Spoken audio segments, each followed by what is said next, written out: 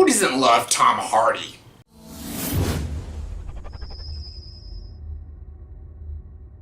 Hey everyone, welcome to the top 10 list. Welcome to my top 10 personal favorite Tom Hardy movies. Yes, Tom Hardy is a pretty new actor. Well, sorta. He's been out for quite a few years, but he's only been really known since about 2010 when Inception came out, when he plays Eames. And yeah, I absolutely love Tom Hardy. I think he has so much range. I think one day he'll win an Academy Award. I know he's been nominated, but I think he'll get that golden statue real soon. Leo can get it. He can get it.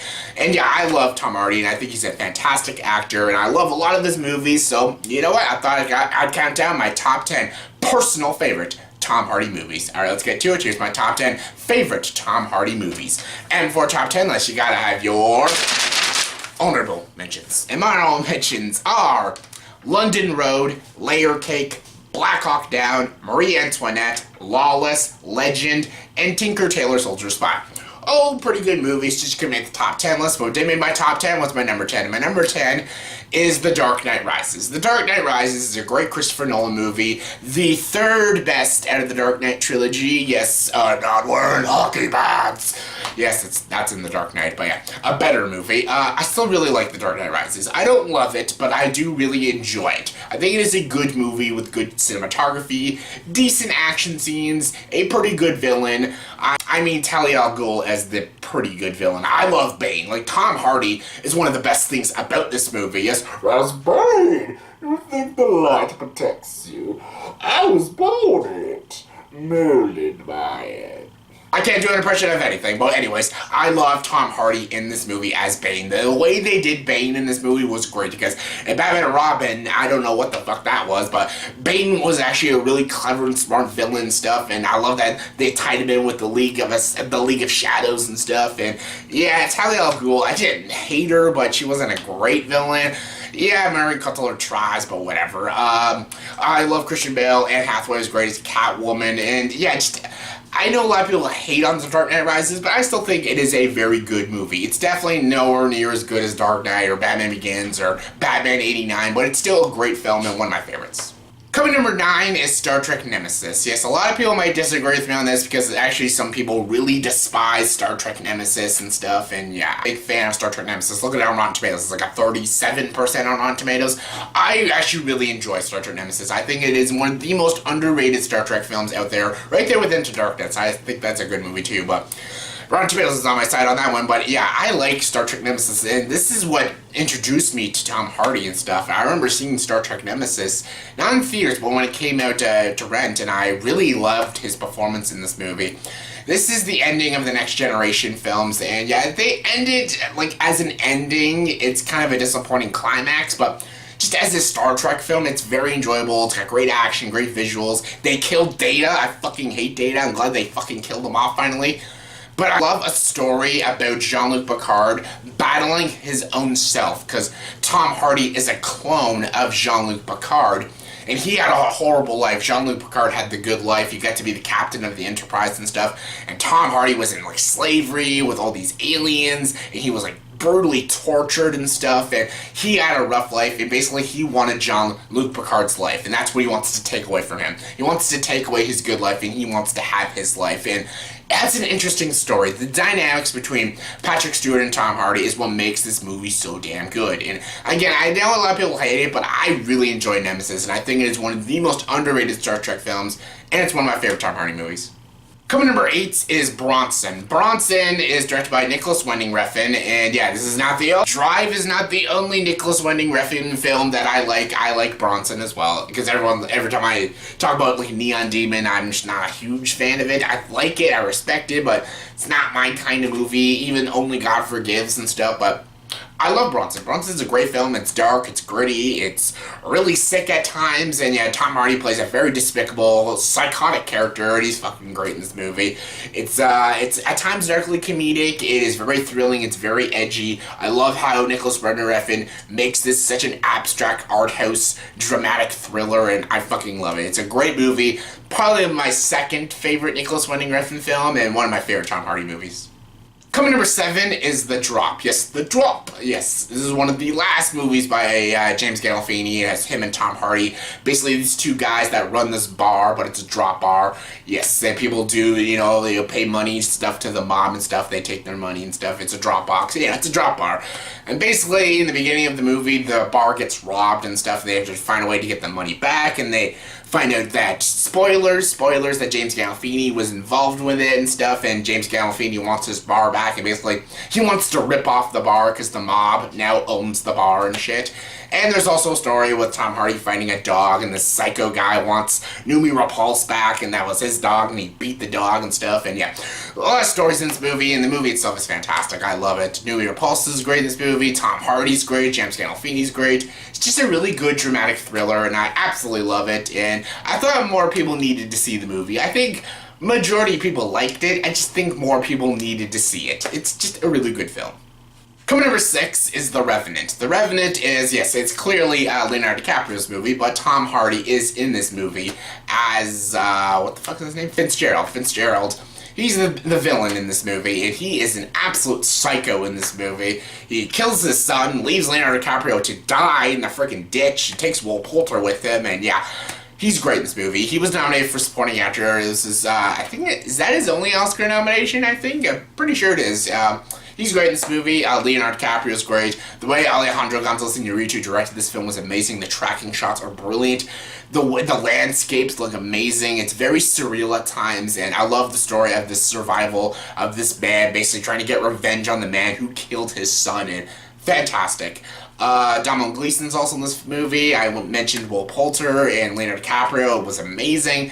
Tom Hardy held his own with Leonardo DiCaprio, which is saying a lot because Leo is a fantastic actor, and yeah, I thought it was a great film. It wasn't my all-time favorite of 2015, but it was definitely one of my top 20 favorites, and yeah, it's a great film. Coming number 5 is Warrior. Yes, Warrior is a movie I just did not see coming. When this movie came out in 2011, I had zero interest to see the film because it's a UFC movie. I don't know.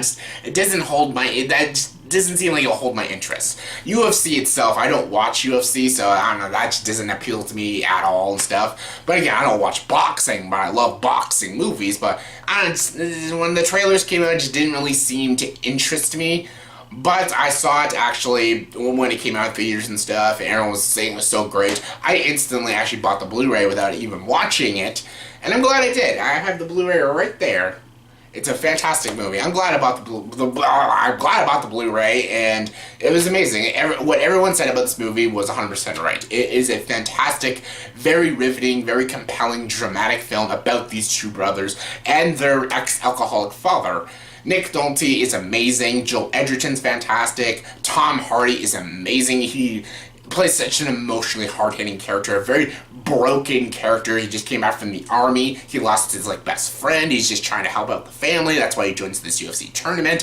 He has severe father and brother issues. You find out why he has those issues, and it's a really riveting film. Yes, the UFC fights are really good, but it's more to that. It's about these brothers and their father, and it's a fantastic story with interesting character dynamics, and I absolutely loved it.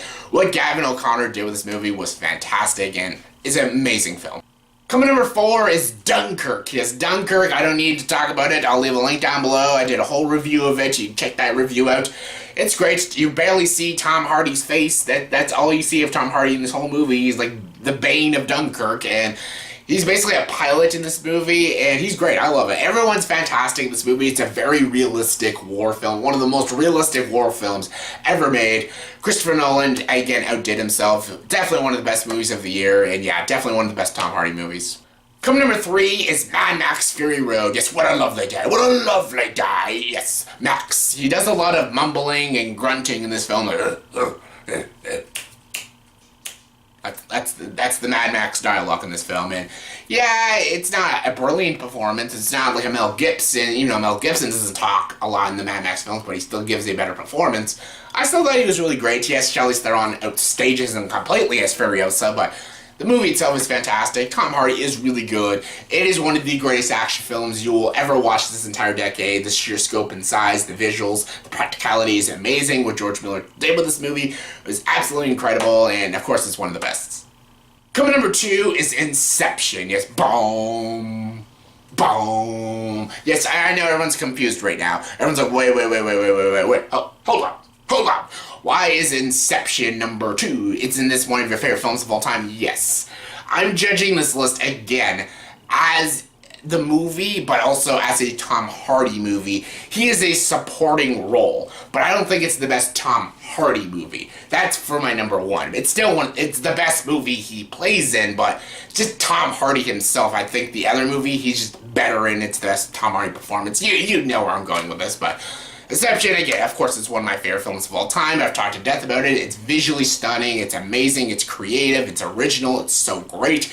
Leonardo DiCaprio, Joseph Gordon-Levitt, Ken Watanabe, Ellen Page, Michael Caine, Cillian Murphy, Tom Hardy, Joseph Gordon-Levitt, I think I said that already, but yeah, all the actors in this movie are fantastic. The way they do the abstract of dreams and stuff, and going through all the layers and stages, the limbo and stuff, the way they do dreams in this movie is fantastic. I love a story about these people extracting dreams. That's fantastic. And they have to Inception, implant an idea in someone's mind. Brilliant. What a great, clever, amazing idea for a film, and it's amazing. It's one of my favorite films of all time, and yeah, I love it.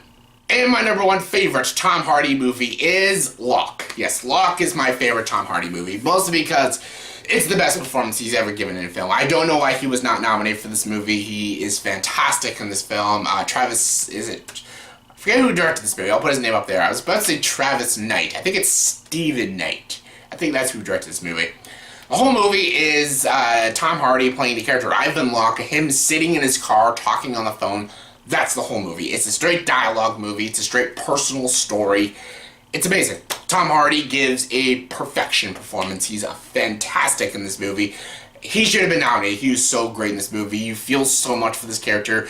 You hate him at times, but you really feel sympathy for this character because, again, it's just this character in his car. He's on the phone with his wife. He's on the phone with this girl he cheated on his wife with, and she's pregnant with his baby and stuff. He's on the phone with the guy from work and stuff. He's trying to deal with 3 different problems at once, and he's also like contemplating himself as a person, and it's fantastic. It's a riveting watch. It's fantastic. It's not better than It's better than Inception, but I just think Tom Hardy gives the better performance of this movie, so that's why I thought this movie deserved the number 1 spot for a Tom Hardy list. Just for a Tom Hardy list.